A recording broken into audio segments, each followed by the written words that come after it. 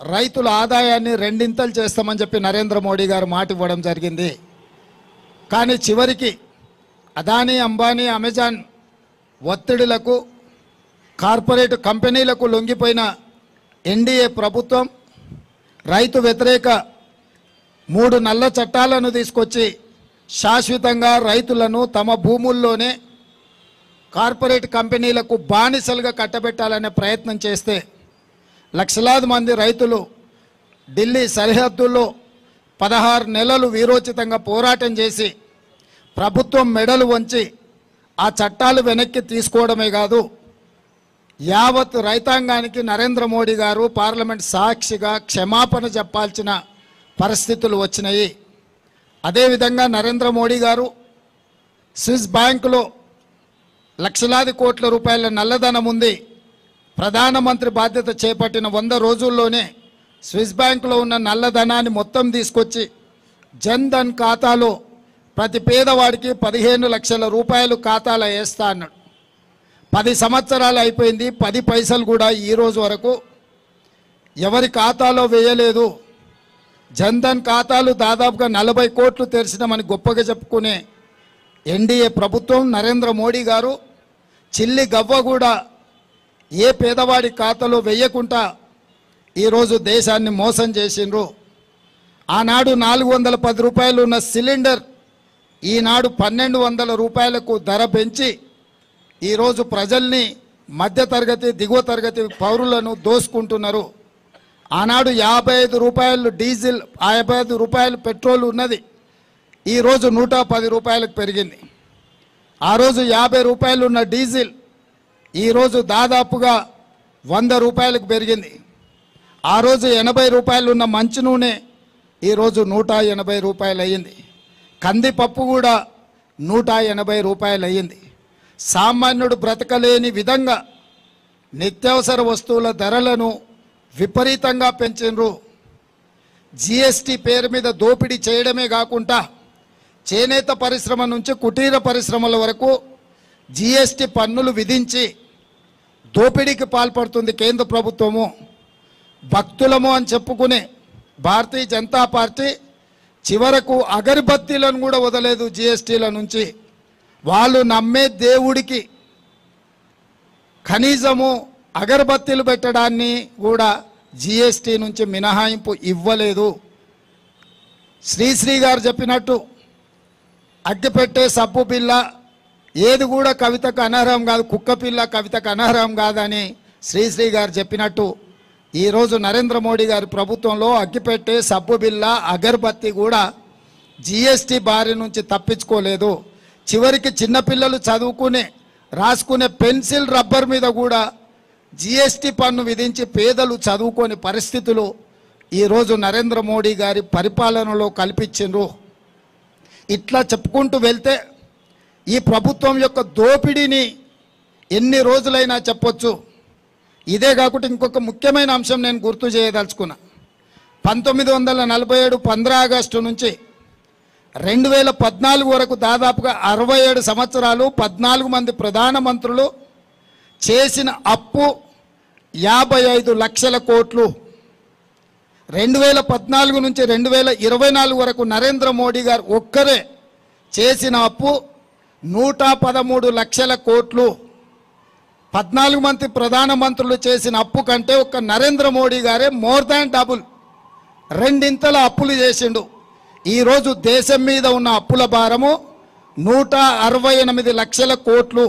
168 లక్షల కోట్లలా 55 లక్షల కోట్లు 14 మంది ప్రధానమంత్రులు అప్పు చేస్తే 67 సంవత్సరాలు నరేంద్ర మోడీ గారు డబుల్ ఇంజన్ సర్కార్ ఎంత వేగంగా పరిగెత్తుతుందంటే 10 సంవత్సరాలల్లా 113 లక్షల కోట్ల రూపాయల అప్పు తీసుకొచ్చి ఈరోజు అప్పుల ఊబిలో ఈ నయా భారతాన్ని మొత్తము తాకట్టు పెట్టినరు. ఇట్లా ప్రతి రంగంలో పోర్టులు కావచ్చు, ఎయిర్పోర్టులు కావచ్చు, జాతీయ రహదారులు కావచ్చు, లేకపోతే పబ్లిక్ సెక్టర్ యూనిట్స్ నవరత్నాలు కావచ్చు, 60 లక్షల కోట్ల రూపాయల ఆస్తులు ఆనాడు కాంగ్రెస్ పార్టీ సృష్టిస్తే వీటన్నిటిని కూడా కార్పొరేట్ కంపెనీలకు 6 లక్షల కోట్లకు తెగనమ్మేసిండు. అది ఎల్ఐసి నుంచి మొదలు పెడితే ప్రతి సంస్థను 60 సంవత్సరాలు కష్టపడి కాంగ్రెస్ కూడబెట్టిన ఆస్తులను మొత్తాన్ని నరేంద్ర మోడీ గారు 10 సంవత్సరాలలో మొత్తానికి మొత్తం కార్పొరేట్ కంపెనీలకు అమ్మేసి డబుల్ ఇంజన్ అంటే అదానీ ప్రధాని డబుల్ ఇంజన్ లాగా ఈ దేశాన్ని పట్టి పీడించి ఈరోజు ఈ దేశాన్ని దోసుకున్నారు. ఇవన్నీ ఛార్జెస్ ఈరోజు భారతీయ జనతా పార్టీ మీద నరేంద్ర మోడీ గారి మీద సూటిగా కాంగ్రెస్ పార్టీ ఆరోపణ చేస్తుంది. ఇక రిజర్వేషన్ల విషయానికి వస్తే రాజ్యాంగంలోనే పొందుపరిచి కాంగ్రెస్ పార్టీ డాక్టర్ బాబాసాహెబ్ అంబేద్కర్ గారు ఆలోచన చేసి విద్యా ఉద్యోగ అవకాశాలతో పాటు రాజకీయ రిజర్వేషన్లు ఎస్సీ ఎస్టీలకు రాజ్యాంగబద్ధంగా హక్కు కింద కల్పించారు. ఆ తర్వాత మండల్ కమిషన్ ద్వారా ఓబీసీలకు కూడా రిజర్వేషన్లు ఇవ్వాలి, 52% జనాభా ఉన్నారు, ఓబీసీలకు రిజర్వేషన్లు ఇవ్వాలని మండల్ కమిషన్ రికమెండేషన్ను ఆనాడు పరిగణలోకి తీసుకుంటే సుప్రీంకోర్టు చివరికి అన్ని రిజర్వేషన్లు కలిపి వర్టికల్గా 50% దాటకుండా ఓబీసీలకు కూడా రిజర్వేషన్లు ఇవ్వండి అని చెప్పి ఆనాడు 27% వరకు ఓబీసీలకు రిజర్వేషన్లు ఇవ్వచ్చని 9 మంది జడ్జిలు కలిసి సుప్రీంకోర్టు తీర్పిచ్చింది. ఇవాళ ఎస్సీ ఎస్టీ రిజర్వేషన్లకు రాజ్యాంగబద్ధంగా రక్షణ ఉంది. ఓబీసీ రిజర్వేషన్లు కూడా 27% ఇవ్వడానికి కోర్టు అనుమతి ఉంది.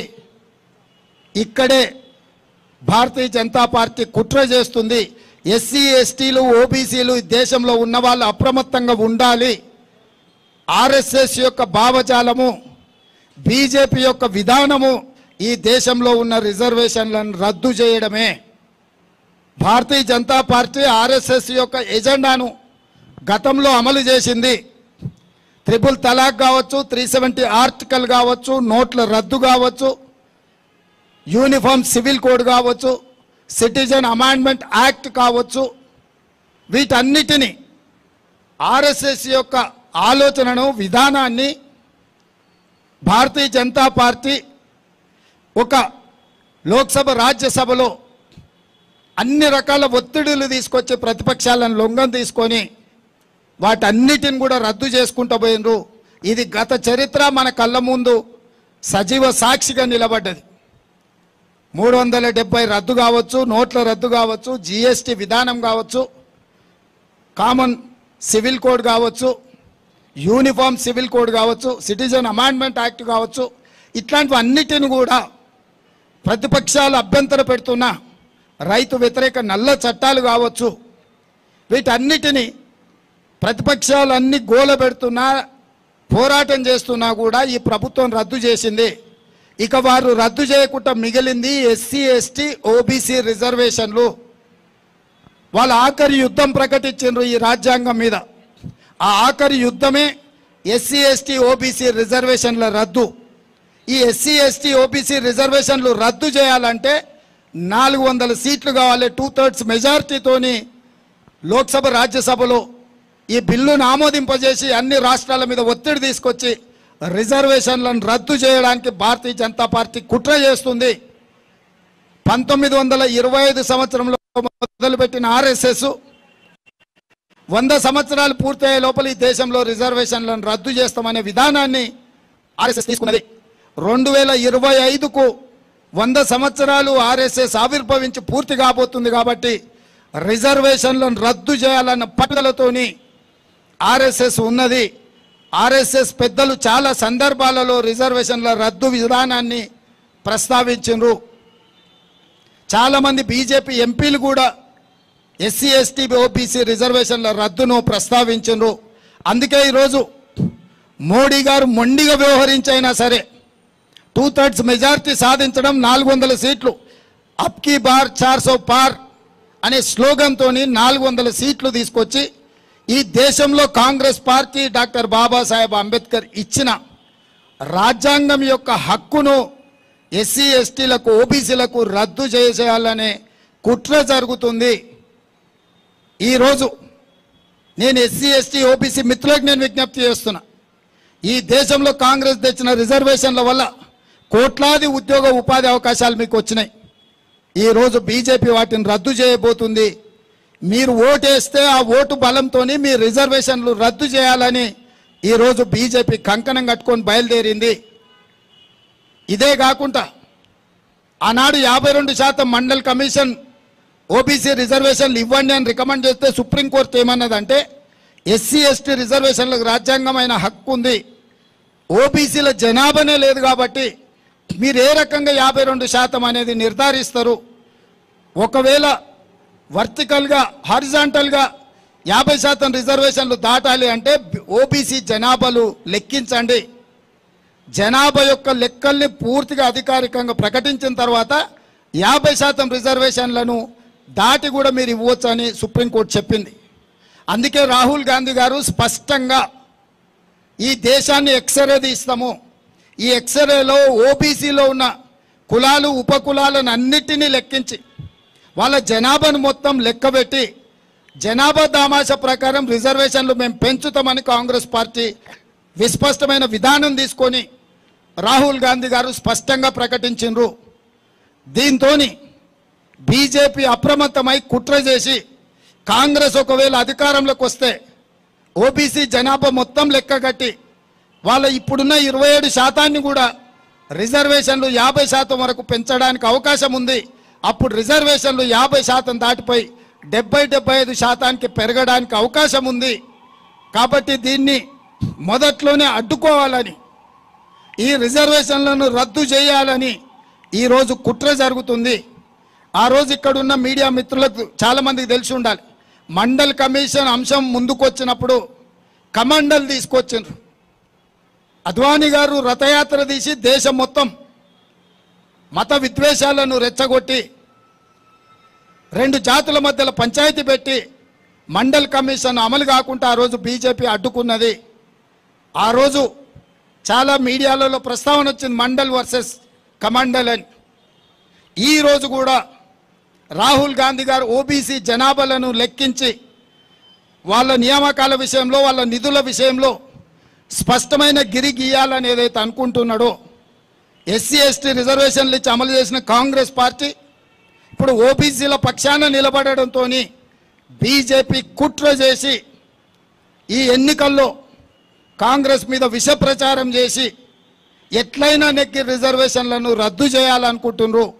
అందుకే ఈ రాష్ట్రంలో ఉండే ప్రతి ఒక్కరికి నేను విజ్ఞప్తి చేస్తున్నా, ముఖ్యంగా ఎస్సీ ఎస్టీ మైనారిటీ ఓబీసీలకు, బీజేపీకి మీరు వేసే ప్రతి ఓటు మీరు రిజర్వేషన్ రద్దు కావడానికి ఉపయోగపడుతుంది.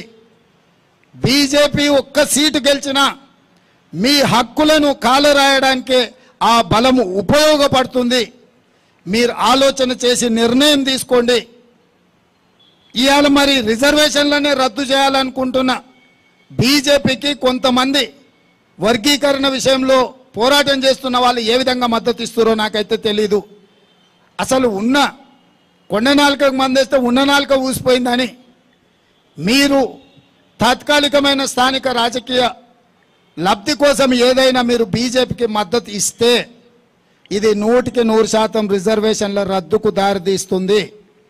మేము ఎస్సీ ఎస్టీ రిజర్వేషన్లను కొనసాగించడమే కాకుండా ఓబీసీ రిజర్వేషన్లు ఇవ్వడమే కాకుండా 50%కి పైబడి ఈ వర్గాలకు రిజర్వేషన్లు ఇవ్వాలనేది కాంగ్రెస్ పార్టీ విస్పష్టమైన విధానము. ఈ విధానాన్ని సమర్థించాలనుకుంటే, ఈ విధానాన్ని అమలు చేయాలనుకుంటే కాంగ్రెస్ పార్టీకి అండగా నిలబడండి. రిజర్వేషన్లు వద్దు, రిజర్వేషన్లు రద్దు అనుకుంటే మీరు బీజేపీకి ఎన్డీఏకు ఓటేయండి.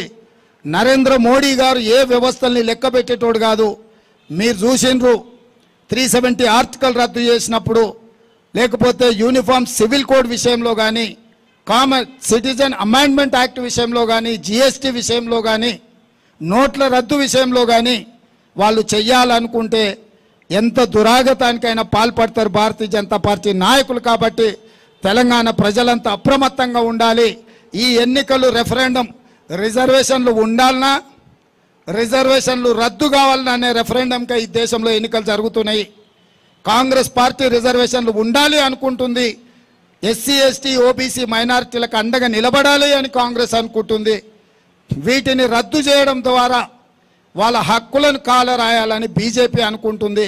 మీరు ఏ పక్కన నిలబడతారో మీ ఇష్టం.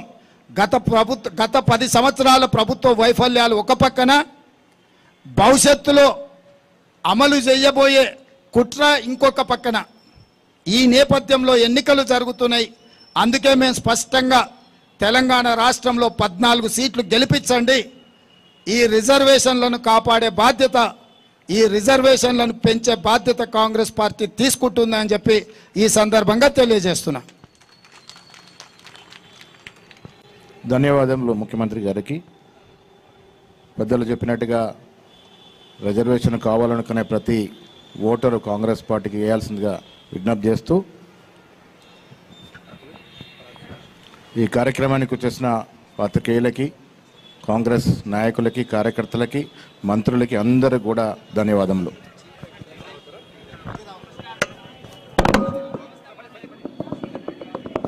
మూడు రంగుల జెండా బట్టి సింగము